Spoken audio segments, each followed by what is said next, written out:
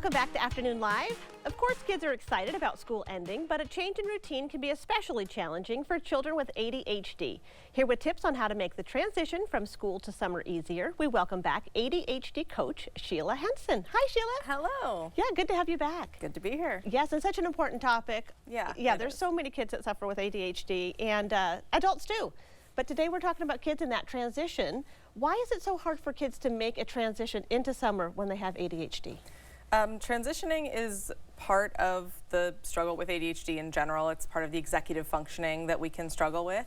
And on top of that, we just tend to have really sensitive nervous systems. And school can be a lot. It can be really overwhelming. There's a lot to keep track of. Basically everything that ADHD struggles with, planning and organizing, keeping track of things, remembering things, that's all a lot of school. And listening, sitting down, right? It's a lot in school. So that takes a lot out of us.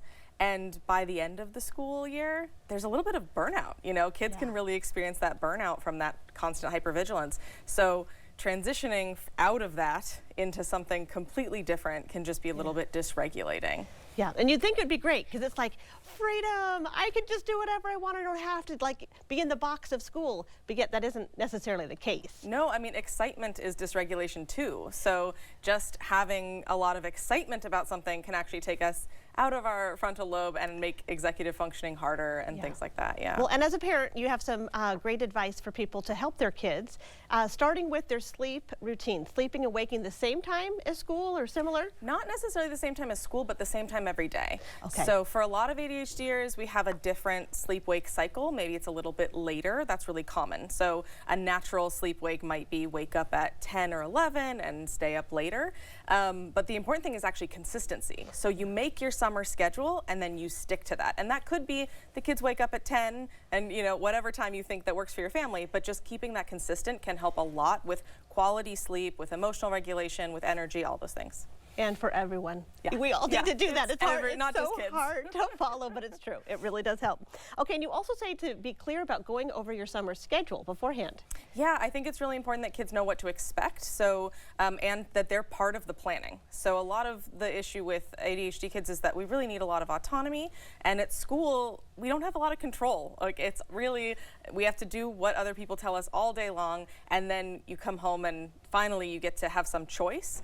But the consistency is really important for emotional regulation. Predictability is really important, and keeping track of time can be hard for us, so having that schedule can be really helpful. But we want to make sure that the kids know what to expect and that they're part of the process in creating the routine, whatever that could look like. Okay, and so that makes sense. Your next tip, of course, is make expectations clear. Yeah. Yes, and so how does a parent do that? It's really telling kids things explicitly. So a lot of the time parents will say things like, behave. What does that mean? What does that look like? You know, even like calm down.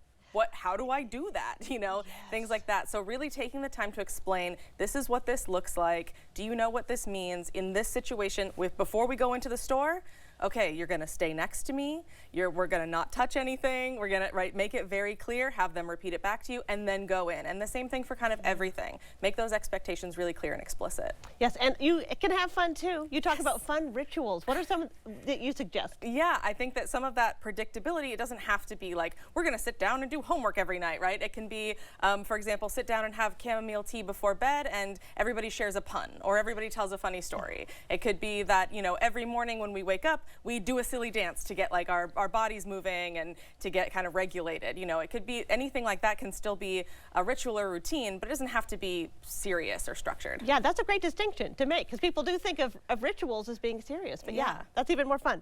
Okay, and you say to include sensory activities and movement. Yeah, that's really important for focus, for keeping their energy going, and for emotional regulation, really. If your kid tends to be irritable or cry easily or scream easily, having a lot of movement and sensory supports is really helpful. And I think that people think about sensory supports when they think about kids with autism, but for not just autistic kids, all kids need sensory supports, and ADHDers more than most, I think.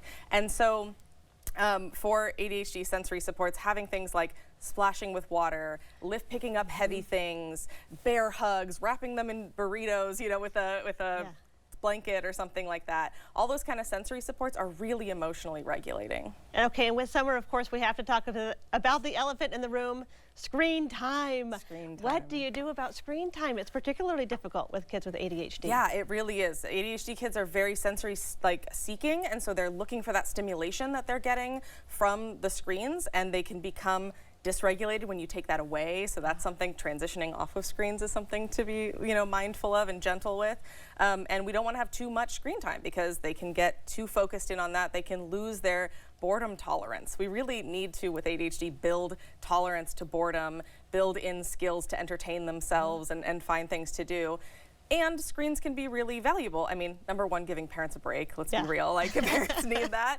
But also kids can, a lot of ADHD kids that maybe are socially awkward or blurt things out, when they're communicating on the computer, then they get time to think about what they're gonna say. So they might actually have healthier relationships or get more time to practice communication through screens, and even playing video games and talking to people while they're doing that. That can be really good and healthy for them in moderation. So it's about knowing your kid, paying attention to, is more screens causing more dysregulation, or is more screens seeming to be helpful for them? And then you make a plan. And again, making a plan with the kid, talking to them about it. This is why we're limiting screens. This is when we're gonna have screens, things like that. Such important information. Thank you, and such good tips.